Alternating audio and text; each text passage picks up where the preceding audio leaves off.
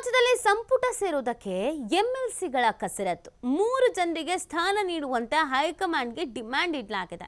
ನಿನ್ನೆ ನಡೆದಿದ್ದಂತ ಎಂಎಲ್ಸಿಗಳ ಸಭೆಯಲ್ಲಿ ಈ ಬೇಡಿಕೆಯನ್ನ ಇಡಲಾಗಿದೆ. ಕೇವಲ ಶಾಸಕರಿಗೆ ಮಾತ್ರ ಎಲ್ಲಾನು ಸಿಗುತ್ತೆ, ನಮಗೇನೂ ಸಿಗಲ್ಲ. ಗೆದ್ದು ಬಂದವರು ಎಂದು ಅವರಿಗೆ ಹೆಚ್ಚಿನ ಮಣೆ ಹಾಕಲಾಗತ್ತೆ. ನಮ್ಮಲ್ಲೂ ಕೆಲವರು ಸ್ಥಳೀಯ ಸಂಸ್ಥೆಗಳಿಂದ ಗೆದ್ದು ಬಂದಿದ್ದೇವೆ. ಸಚಿವ ಸಂಪುಟ ಪುನರಚನೆ ವೇಳೆ ನೀವು ನಮ್ಮನ್ನ ಗಮನಿಸಿ. ಸರ್ಕಾರ ಬಂದಾಗಲೆಲ್ಲ ಕೇವಲ ಒಬ್ಬರಿಗೆ ಮಾತ್ರ ಅವಕಾಶ ಕೊಡ್ತೀರಾ. ಕನಿಷ್ಠ 3 ಸಚಿವ ಸ್ಥಾನಗಳನ್ನು ಸಂಪುಟ ಪುನರಚನೆ ವೇಳೆ ನೀಡಿ. ರಾಜ್ಯ ಉಸ್ತುವಾರಿ ಸುರ್ಜೇವಾಲಾ ಮುಂದೆ ಎಂಎಲ್ಸಿಗಳು ಬೇಡಿಕೆ ಇಟ್ಟಿರೋದು. ಎಂಎಲ್ಸಿಗಳು ಡಿಮ್ಯಾಂಡ್ ಇಡ್ತಾ ಇದ್ದಂತೆ ಸುರ್ಜೇವಾಲಾ ವಾರ್ನಿಂಗ್ ಮಾಡಿಬಿಟ್ಟಿದ್ದಾರೆ. ಮೊದಲು ನಿಮ್ಮ ಮೇಲಿರೋ ಆರೋಪಗಳ ಬಗ್ಗೆ ಗಮನ ಹರಿಸಿ ಪಕ್ಷ ಸಂಘಟನೆಯ ಕಡೆ ಗಮನ ಕೊಡಿ.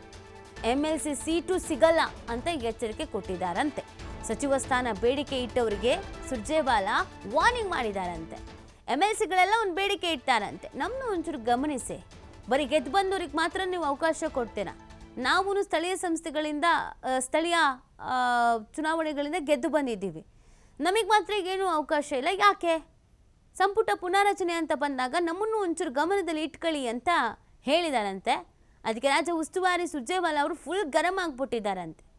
ಫಸ್ಟಿಗೆ ನಿಮ್ಮ ಮೇಲಿರೋ ಆರೋಪಗಳನ್ನೆಲ್ಲ ಮುಕ್ತಗೊಳಿಸ್ಕೊಳ್ಳಿ, ಕೆಲಸ ಮಾಡಿ, ಸಂಘಟನೆ ಮಾಡಿ, ಆಮೇಲೆ ಇದನ್ನು ಕೇಳಿ.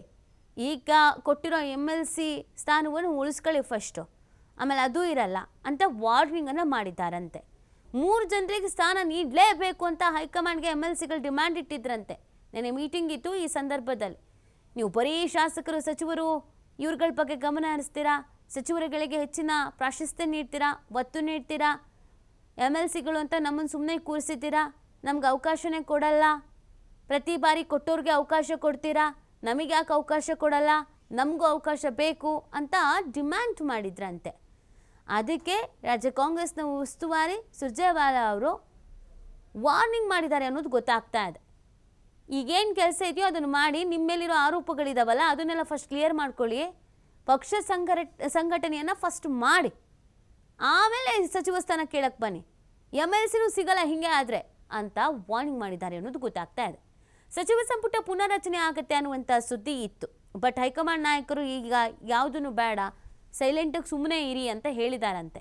ಆದರೂ ಕೆಲವು ಆಕಾಂಕ್ಷಿಗಳು ನಮ್ಗೆ ಅವಕಾಶ ಬೇಕು ಅಂತ ಹೇಳ್ತಾ ಇದ್ದಾರೆ.